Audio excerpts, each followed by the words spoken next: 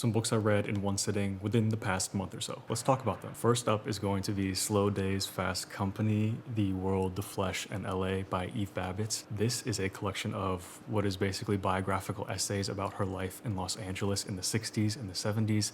She was a writer, she was friends with very many famous people, and it reads as kind of like a gossipy, romantic, but party girl vision of the 60s and 70s Hollywood, and it was fun. The next book I read in one sitting was this slim little novel called Cold Enough for Snow. It felt very contemplative and introspective, and it's about a daughter and her mom visiting Japan. It was short, less than 100 pages, but it packed a big punch, made me think a lot about parental relationships and my connection to others. I definitely recommend this if you want something that will spark some reflection. This next one is a collection of essays and poems, but it's super important to me because the author and her husband actually built and created the home that we lived in Altadena, the one that burnt down, and it is At the Gentle Mercy of Plants by Hildegard Flanner. It actually discusses our home and a lot of the plants that were in our garden, and there's an essay at the beginning about them fleeing Burbank because their home burnt. So I feel very connected to Hildegard Flanner's story, and it's just incredible that they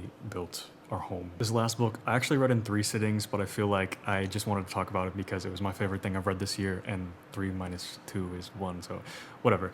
It is Young Mungo by Douglas Stewart. This is the story of 15, 16-year-old Mungo in 1980s Glasgow who falls in love with a boy, but it is so much more than that. It is really heavy at times. I would check content warnings if you're thinking about reading this, but I've been thinking about this book for like over a week now. It really means so much to me, so thank you, Douglas, for this book.